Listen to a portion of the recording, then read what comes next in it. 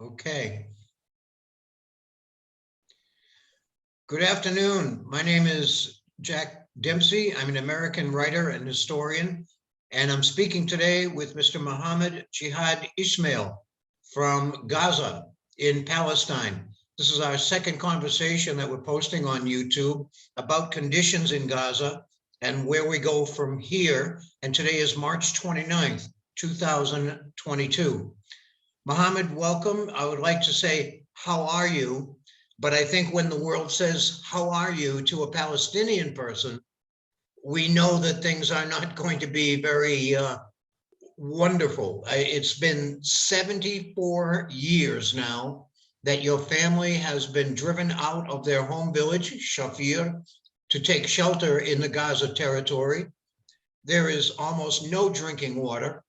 Food supplies are very short. You have thousands of people supposedly able to eat every day off of one truck of delivered supplies that's allowed in. There are shortages of medicine.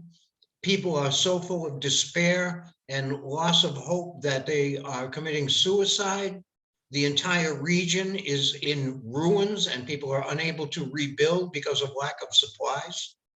The businesses that depend on contact with the outside are very damaged because of the imprisonment of the Palestinian people in Gaza. And you live under two systems of oppression. One, of course, is Israeli apartheid, and the other is the governments in the Palestinian territories, which will not allow elections to choose new leadership and who are not very friendly to criticism.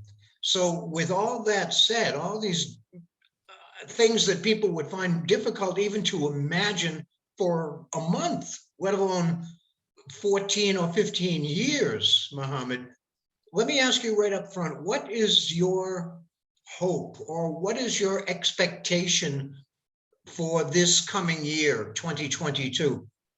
What do you see ahead this year? Do you see anything significant coming in the way of helping Palestinians to change their situation?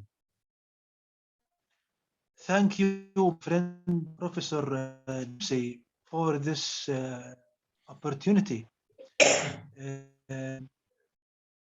Frankly, I am not optimistic for the rest months from this year and for the coming years.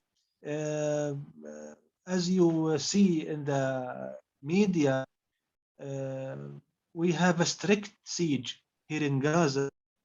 The humanitarian situation is worse and worse. Just yesterday or the day after yesterday, they used to hold a meeting in Negev in southern Israel.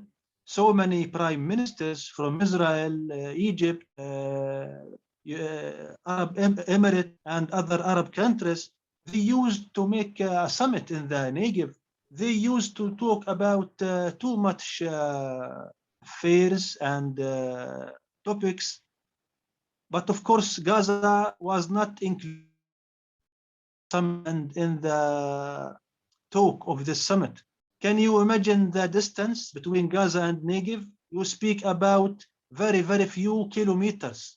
Yes. You can walk from the eastern border of Gaza to Negev. You can walk only half an hour just to cross the distance. So can you imagine how such a summit doesn't even mention the name of Gaza, doesn't talk about Gaza and its catastrophic situation? That's why I am feeling pessimistic. We are neglected. No one seriously is talking about us, about our problems, about our bad situation. Let me pay your attention to something very important. If you look to Gaza, Gaza now has 2.5 million inhabitants. Some estimations say that after 10 years, the number will jump to 4 million. You speak about horrible growth. You speak about horrible growth. So the land is the same. the land of Gaza, 360 kilometers, 360 square kilometers, the area is the same, doesn't change, doesn't extend. However, the population is growing every day. So can you imagine how our situation will be after 10 years, after 15 years? Of course, it will be a hell. Gaza, it will be a hell, not suitable for life at all. There is no clean water. There is no enough food. There is no health care. Here in Gaza, if you have cancer, if you have some problem in your lungs, in your liver, you cannot make advanced surgery in the hospitals of Gaza. You are obliged to go out, to go to Israel, to go to Jordan, to go to Egypt, to make your surgeries there. If you can, if you are allowed to go. And many people Yes, die, yes, of course. and many people die Yeah. because they cannot go. Yes, yes, yes. Unfortunately, the majority are dying because they are not allowed to cross the border and to go to the other side to have a health care. All right, I'm going to share with you something that I read by a very good journalist and historian. He is talking about the year 2004, 18 years ago, when the Palestinians in Gaza were confined, when they closed the borders and they said, you are not now allowed to leave. This man, his name was Arnon Sofer. He is at Haifa University, and he was a consultant and advisor to the government. And he made a statement to the government, and he told them, if we close off Gaza, if we confine all the people of Gaza in this small place, then they are going to become always more angry, always more wanting to break out, always more agitated. And that is true of any animal that is in a cage. I think we all know that. So this man said, there is only one solution, if you want to call it a solution. He said, every day we are going to have to kill and kill and kill. They are going to try to get out. They are going to try to break this situation, and we will have to kill them every single day. That is a quote. And he said, the only thing that worries me is how Israeli young men, soldiers, will go home to their families after they do this. Now, in 2018, the Palestinians, in a tremendous move of dignity and courage, ran what they called the March of Return.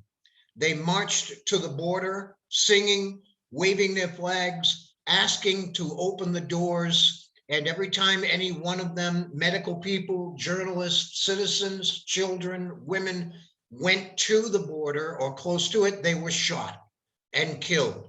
190 people killed, 28,000 people hit by gunfire or otherwise injured.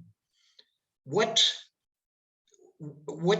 can we possibly say in looking ahead to the next year then? Is what are Palestinian people in Gaza saying?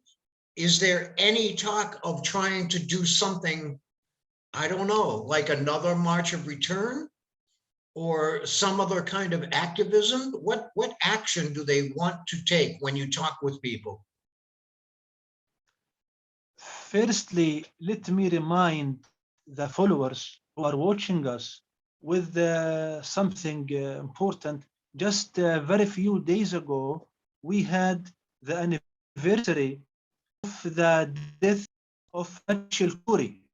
Corrie, the American activist, Yes. who was killed in Gaza. She was killed in a very, very, very cruel way.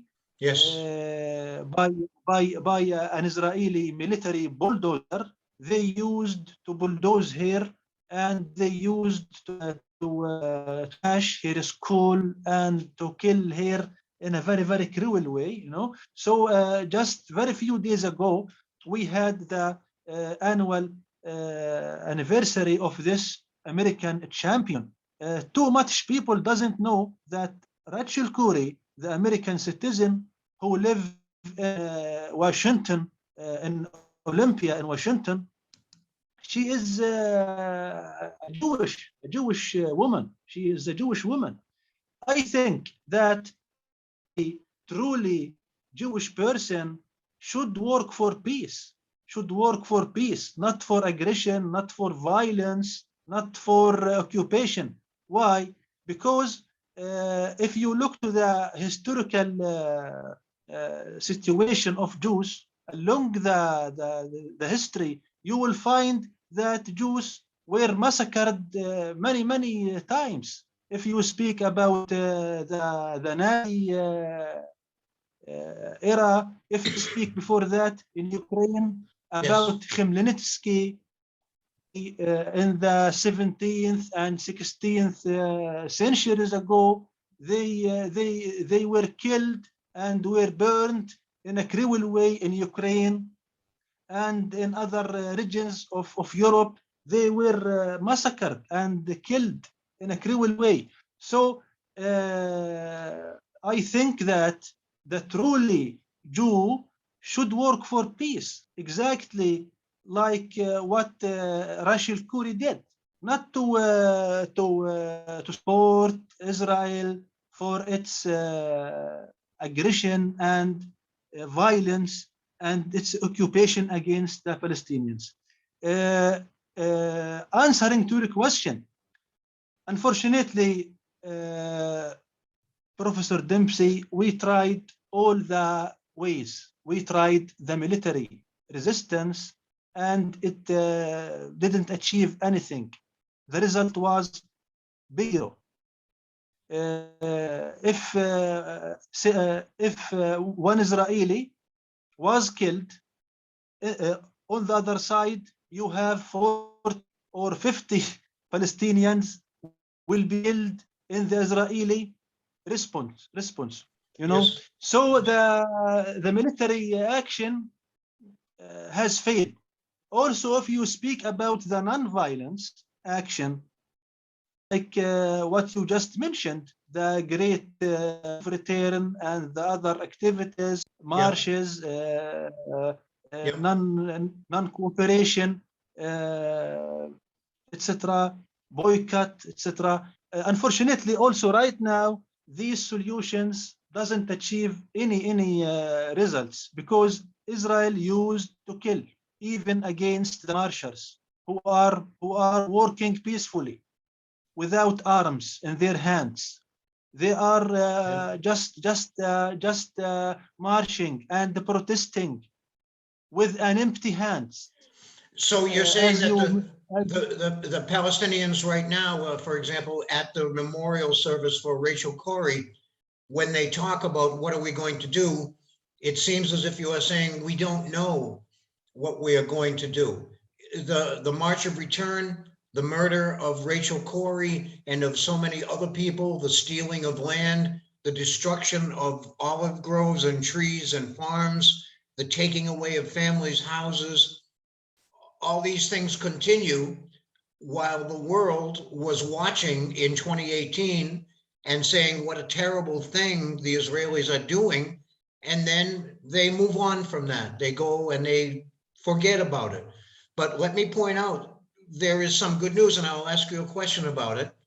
In the past 1 year, maybe 13, 14 months, we have 5 new major world authorities that have studied very carefully what has happened to the Palestinians under the Israeli control. And they declare very openly, having done very careful professional work, that Israel is an apartheid state. That was last January, B'Tselem, last April, Human Rights Watch, last February, Amnesty International. Just last week, the law school of Harvard University said, yes, we agree that this is apartheid. And this week, the UN Special Rapporteur for their studies of problems, political problems around the world, they had focused a research on apartheid in Israel, and they said, yes, it's a 19-page report, and they say the facts as we see them satisfy the standards of evidence for saying with sureness that this is an apartheid state. And there are three bases for that. One, Israel has institutionalized the regimes of the oppression. They have built every kind of legal and physical barrier to Palestinians having full equal rights. The second one is that they intend to maintain and continue this by breaking up the Palestinians into many small communities where it is very difficult or probably impossible for them to come together and to discuss this situation and to create actions for change. The third one is that apartheid for them, Israel, is a regular practice of inhumane acts. And if you open any newspaper in the world, almost any day of the week, you will see these things happening. So with all that said, with more and more of the world and official organizations recognizing that Israel is an apartheid racist state, do you Palestinians feel that there is any energy, any momentum coming from that? Are the Palestinians trying to build new connections with outside authorities and activists? Are there new young leaders, perhaps, that want to bring new ideas to the table to help the Palestinians? What do you think people are saying about the reports that confirm apartheid, and what are they going to do with that degree of recognition? I think all of these efforts right now are theoretical efforts. Even before this issue, of course, you remember that so many decades ago, we had too much UN resolutions for our sake as Palestinians. UN used to make so many resolutions to defend the Palestinian rights. Right now, after so many decades came, nothing has been implemented. So we don't need more critical procedures. We need the governments, the regimes all over the world to work practically. We need something on land, something touch. You know, as you watch, nothing is being no one is making any touchable thing. We need governments to work on land, to make something. Something can change our life, can change our situation. Unfortunately, nothing is being done. What do you think of BDS? Because as the recognition from official world bodies studying human rights recognize that Israel is an apartheid state, I think the number of very respectable organizations who say that will possibly convince more people, more businesses, more organizations to boycott Israel, to divest from investments in Israel, and to sanction Israel for these behaviors until they begin to suffer economically for what they are doing. Do you have any confidence that BDS is growing? Do you think people should continue and increase that kind of activity? Yes, yes, it is a good idea. Is a good idea, and actually they used to affect equally on the Israeli situation. But unfortunately, if you take something from Israel by this hand, the Western regimes and USA, directly will compensate Israel with the other, how much billions of dollars every year USA and the Western countries are helping Israel with. You speak about money every year come to Israel, especially from USA. So BDS is a good idea, and I think we have it. It should be continued to make a pressure on Israel. But unfortunately, the impact is not too much big, because, as I mentioned to you, the West is compensating Israel with the money. Yes. Now, I wanted to ask you about that because some people will say that the BDS movement is not good for two reasons. One, as usual, they say it is an anti-Semitic gesture to criticize Israel. You hate all Jews if you criticize Israel. And worse, that if you boycott, divest from, and sanction Israel, you will hurt Palestinian people even more. Is that true? What is your feeling about that? In fact, will BDS hurt the Palestinians bad also? Yes. Such actions like BDS actions, of course, are affecting on the Palestinian labor, because you speak about thousands of workers who are working in the Israeli factories and companies. Yeah. They come from West Bank. You speak about thousands of workers who flow every day from West Bank to work in the Israeli market. So whenever these factories and companies are affected by the BDS boycott, of course, this will affect on the Palestinian workers who are working in these factories or companies. Well, some people say that the only real power that each one of us has is what we do each day with our bodies, our work, our labor. It is our labor and work that makes the great machine around us operate, right? Now, is it possible for Palestinians to sustain a strike where they take away the power of their work for the Israeli companies and factories and so on? Would they be able to survive a period where there is no one to work for the Israeli companies? Could they take that away and show the Israelis that you need us, you must treat us properly because you need us?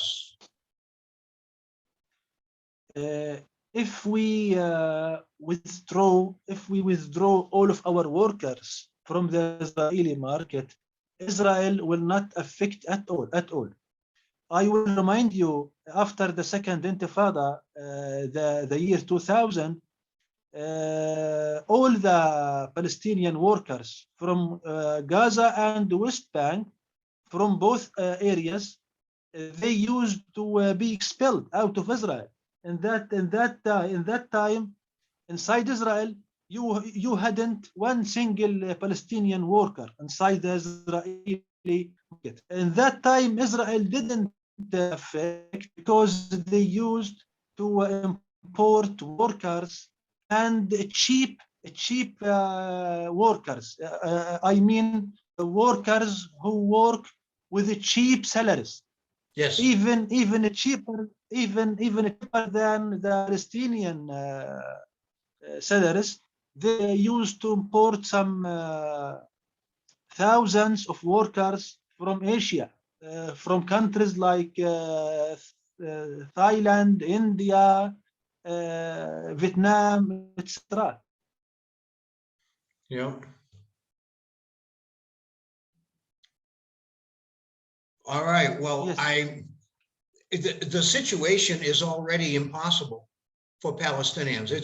I don't think anybody else in the world can imagine your situation, and I that think there is not even a horizon in front of you of hope where some I change, think some freedom can come.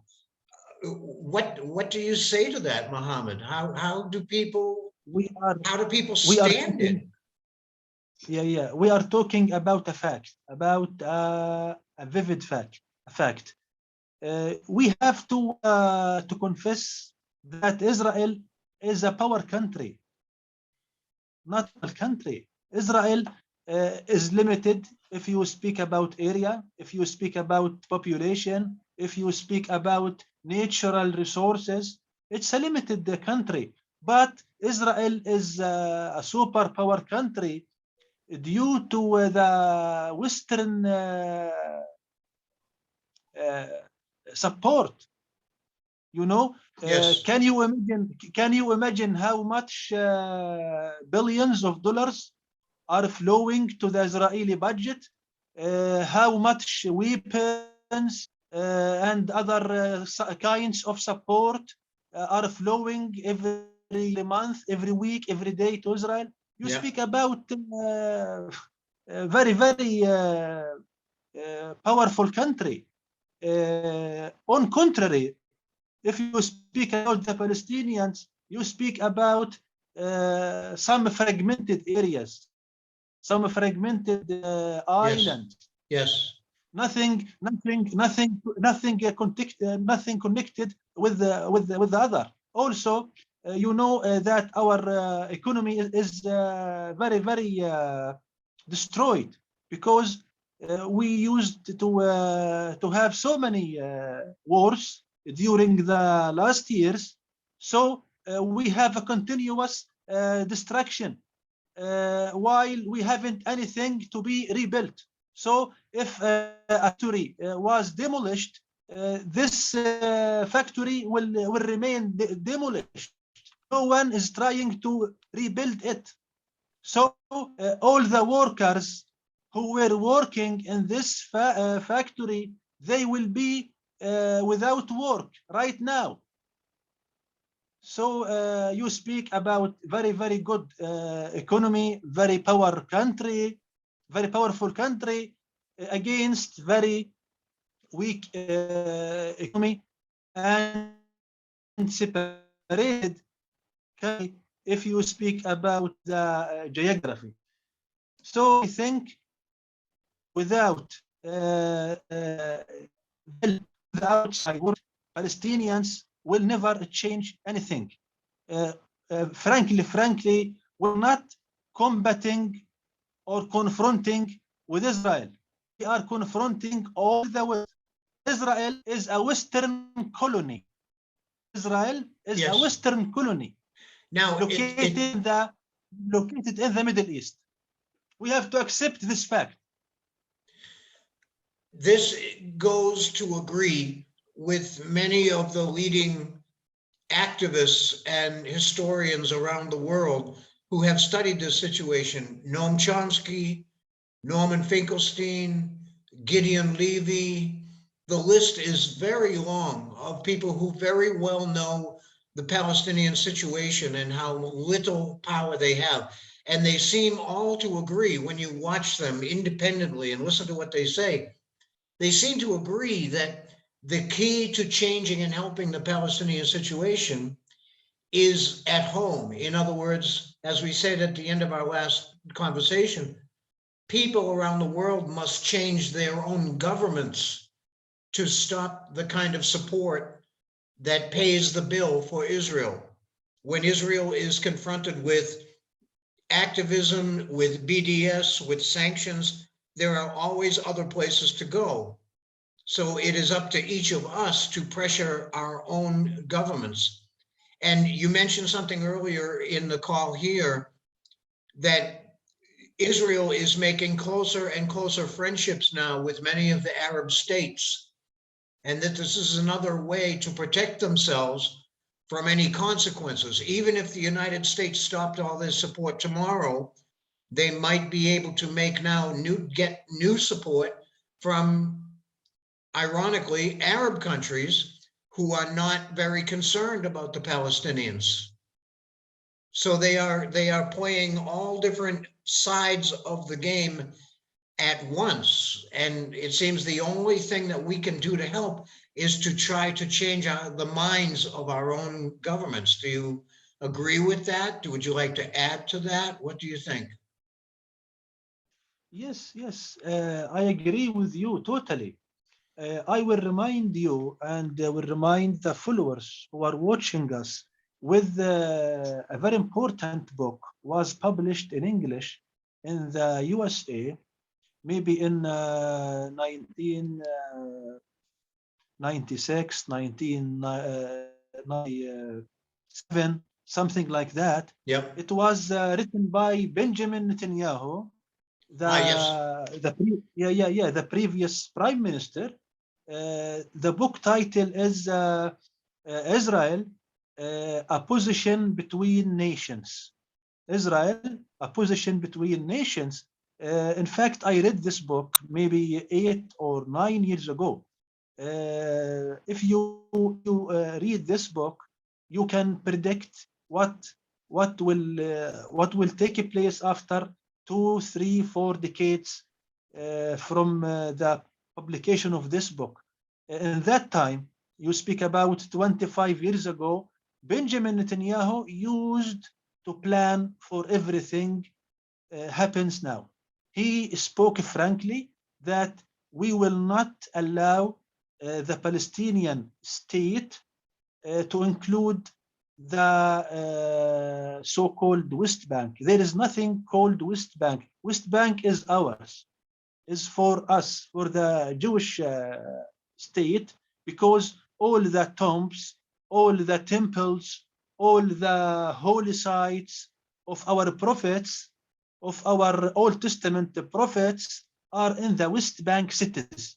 So we will be against the God, against the Lord, if we allow the Palestinians to take these cities in their future state. So he was clear. In his book, he told, number one, there is no Palestinian state in the West Bank. This is number one. Number two, the Golan Heights is ours, is for the Israeli state, not for Syria. Because if we withdraw our army from Golan, directly the Syrian army will invade Israel, because Golan Heights is a very, very high mountains. If Syrians took control of this area, directly they can invade the Israeli plain, and they can easily Do you reach think they would? Do you think Syria would invade? Why would they do that? No. I don't think they can invade. I don't think they have the courage. So it is to just think in something. it is just an excuse to take the land of the Golan. Exactly. Because you speak about a fertile area, Yes, yes. and it contain a very huge resource of water. You know how much water can you find in Golan. You speak about very big amount of water is flowing from the mountains of Golan, you know. Yes. This is number two. Number three, just to summarize the main points of his book. Number three, he told in his book that this Palestinian country will be without weapons. We will not let them only carry cannons or have armored vehicles or tanks. You speak about a country in Gaza and maybe in some separated islands in the West Bank, just exactly as like Mr. Trump used to show in his Yes. plan. Yes. Yeah. If you compare between Netanyahu book and Trump's plan, it is the same thing. Okay, I want to go back to 1 second to the BDS movement, boycott, divestment, and sanctions against Israeli apartheid. You said that you and maybe many Palestinians approve of that kind of action to change the minds of their own government and perhaps of the Israeli government. Then you also said that it would hurt Palestinians because the loss of their income, they might lose their jobs in Israeli factories and businesses. What is your final judgment on that, at least for right now? Should Americans, people in the UK and around the world, work to make more BDS actions or not, or perhaps something else? I think we have to re-evaluate the gained results right now. You speak about years of activity for BDS. I think not me as Muhammad. I think we have to elect some specialized people who have the enough knowledge to judge, just to judge and to make the judgment. And after that, of course, I will accept their judgment. Me as Muhammad, I am not qualified to make a judgment because I cannot see the panoramic image for the situation. Yes. But simply, let me tell you, I am with the activity of BDS, but we have to evaluate the experience. We have to evaluate the activity. After that, maybe we can advance. We can prove some new ways. Maybe we can find new ways to affect and to work with this campaign. Well, I hope that in our next discussion segment, then perhaps both of us can do our homework, reach out to other activists, scholars, historians, political figures all around this situation, and try to see what they have to say. Because from the conditions in Gaza now, from the conditions of apartheid that have been documented by major global human rights organizations, from the situation in every place from Yemen to Ukraine, where people are struggling to fight for the right of self-determination, well, the Palestinians are like their grandfather, because the United Nations said many years ago, and more than once, that the Palestinian people are occupied. They have been invaded and occupied, and on that basis, they have every right to resist what is happening to them by any means that they think are necessary. What do you think? It is as if this year 2022 is closing down every single possibility of hope for the Palestinians. What is your best statement to that situation right now? Is it a hope that the world will begin to take notice and action? Do you throw up your hands and perhaps walk toward the border fence again? I don't know. I can't imagine what I would do in that situation, Mohammed. As I told you in the beginning of our meeting, I told you I am pessimistic because we have Yes, you did. we have a contradiction. We have a philosophical contradiction. Let me show you what is this contradiction. For a while, we spoke that we want the BDS to affect on the Western people, and after that, as a result, these people will affect on their government. Okay. Yeah. So we want to work on the people, not on the government. We wanted to work on the people, and after that, people will make a pressure on their governments. Okay, this is one direction. In the other direction, if you look to the Ukrainian crisis, the Russian invasion of Ukraine, you will find something paradoxical. You'll find that after Putin made his crazy movement and used to push his tanks and aircrafts to Ukraine, directly the governments used to move, and after that the people used to be affected as a reaction to their governments. Yes. You know. Yes. You know. So Yes. here we have the contradiction.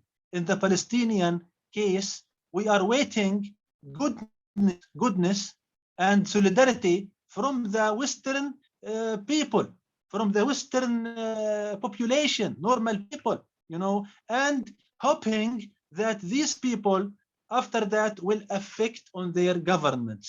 But the real fact, unfortunately, the real fact that the governments who affect on population, not the vice versa, you know. Unfortunately, the Ukrainian situation showed us that there is no attitude for the Western people, because directly they go and stand after their governments. You know, here is the contradiction Yes. which I wanted you to notice with me. So I think BDS and other peaceful campaigns should re-evaluate the experience, because as I told you, this contradiction should be put in consideration. Sure. I mean, I think, and many people around the world notice this also, that while the NATO and the UN and many organizations, they talk about the Ukrainian people's right to determine their own future, to have a democracy, to not be aligned with either of the sides, not with NATO, not with Russia, but to be themselves, to be free, to have the society that they want, and they will fight to protect this. But when the Palestinians fight, or when the Palestinians call for their right to determine their own future, and that they do not wish to harm anybody, not Israelis or anybody else, they don't seem to matter, because someone very powerful, namely Israel, is in the way, saying, oh, if you do that, we will all be killed, we will be thrown into the sea. If the Palestinians are allowed to vote, they will vote all the Israeli people away. It just never stops, you know? So it sounds as if our talk today is going to say, we must find new directions for this struggle, because Palestinians, their families, are human beings, and they deserve our attention and our support so they can live in peace and prosperity with their neighbors on the landscape, just like they did when your family lived in Shaphir. Christians, Jews, Arabs, Muslims, all the different peoples lived together in Shaphir, and they did not care about what your religion was. They did not care about your culture was. They lived like a large family. Yes, they had problems, but they were not at war with each other. And this shows that it is possible.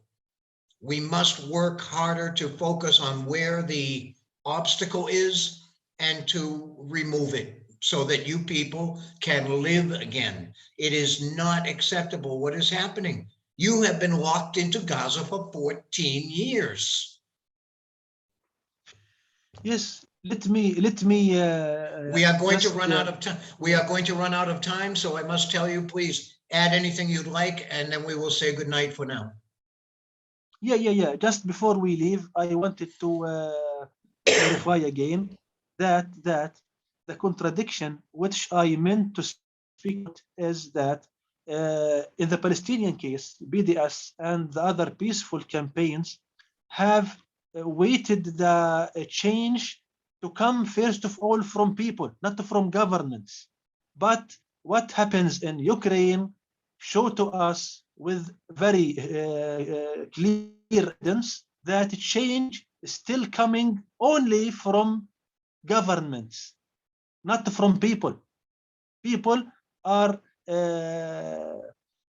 not making any action.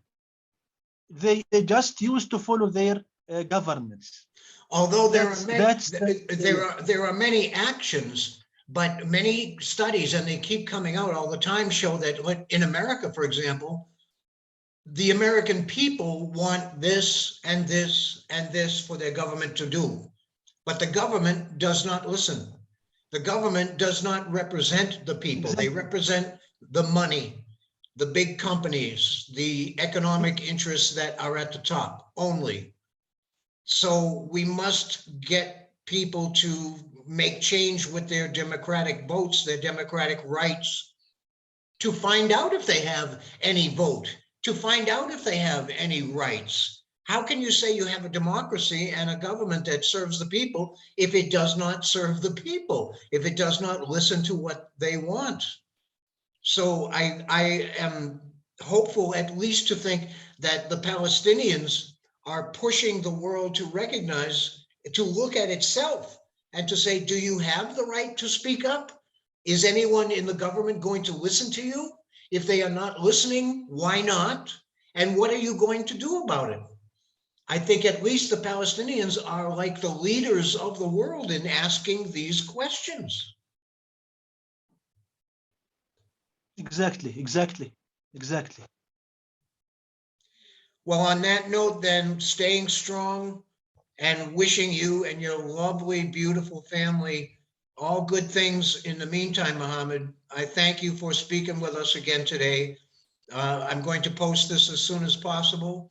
We hope to hear from everybody who is generous enough to give us a little time to listen, and we hope that they will comment, write to their government representatives, phone calls, whatever it takes to begin to change this terrible situation that we cannot allow if we are human, democratic people.